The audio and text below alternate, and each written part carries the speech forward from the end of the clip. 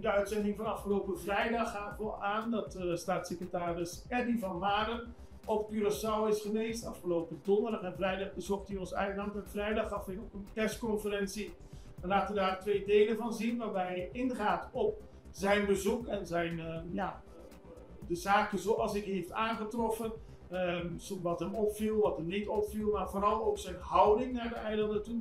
We moeten samenwerken. Hij is niet degene die hier moet komen om te vertellen wat we wel en niet moeten doen. Maar we moeten samen proberen het Koninkrijk beter te maken. Ik kijk naar het eerste deel van de persconferentie van staatssecretaris Eddy van Maren. Ik heb ervoor gekozen, toen ik deze portefeuille Koninkrijksrelaties kreeg, om toch heel snel ook de landen te gaan bezoeken. En de reden is van, als je ergens over verantwoordelijk voor bent, dan moet je ook gewoon ter plaatse geweest zijn om te weten waar je het over hebt. En wat ik daar gezien heb, is dat hier een hele grote diversiteit tussen de landen zit. Het is heel verschillend. In Nederland wordt er heel vaak gesproken over de landen in het Caribisch gebied. En ik heb wel gezien dat ieder land zijn eigen dynamiek heeft, dat ieder land zijn eigen problemen heeft. En ik ben daar ook gewoon heel blij mee dat ik dat gezien heb, want dat geeft ook een gevoel bij de portefeuille waar ik verantwoordelijk voor geworden ben. En ik weet, als staatssecretaris Herstel Groningen, want Groningen heeft ook niet altijd een hele goede band met Den Haag gehad, wat het is dat je goed moet luisteren. Dat je goed moet luisteren wat de wensen, wat de behoeften zijn, waar de pijn zit, maar waar ook de kans zit om het samen weer goed te doen. En bij mij staan mensen centraal.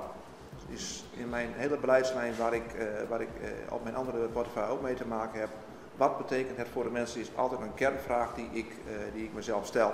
En die ik ook mijn medewerkers stel als wij zaken gaan doen beleidsmatig.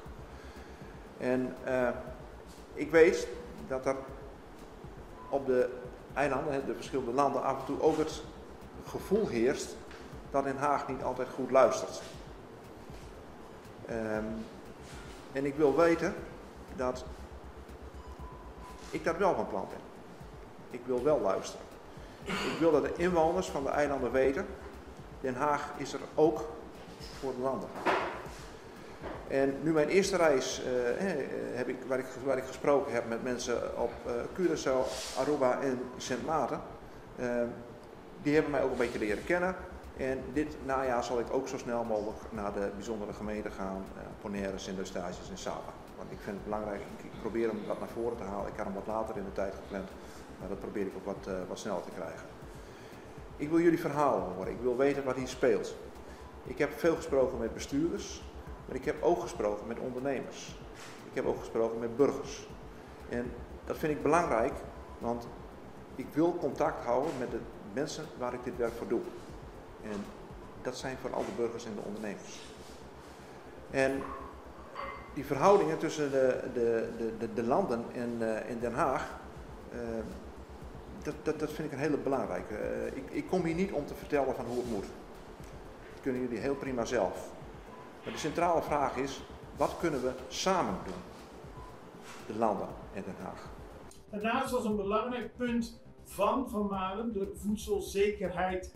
Hij komt uit Groningen en heeft altijd voor zijn partij, de Boerenburgerbeweging, BBB, veel aandacht voor de landbouw gehad. Ook hier speelt dat een belangrijke rol. De landbouw, de voedselzekerheid en vooral de toekomst van de landbouw. Er is geld beschikbaar gesteld, zo benadrukte hij. En er is ook veel plan van hem om dat geld daadwerkelijk in te zetten op de 6 verschillende eilanden. Voor die 6 eilanden is in totaal 24 miljoen euro beschikbaar, bijna 50 miljoen Caribische gulden voor landbouwprojecten. We vroegen hem of het ook daadwerkelijk de plan is van de staatssecretaris om dat geld te besteden op de eilanden. Ja, er is een agro-investeringsfonds van 24 miljard voor de 6 landen in de eilanden. Dus het is een verdeling over 6. En daar gaan wij echt landbouwprojecten mee ondersteunen. En daarnaast is er een BNKB-regeling, dat is een borgstellingsregeling voor ondernemers. Die wordt ook op Curaçao wordt die, geïmplementeerd. En daar wordt ook door de eigen regering wordt er over gecommuniceerd van hoe dat vorm gaat krijgen. Wat was het bedrag?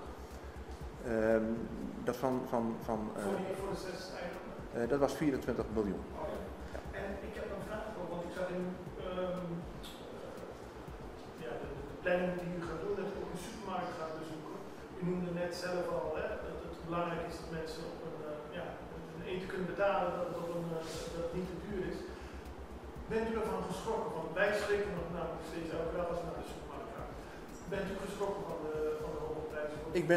Ik ben geschrokken van de hoge prijs. Ik ben trouwens wel onder de indruk van de kwaliteit die er ligt. Die is goed.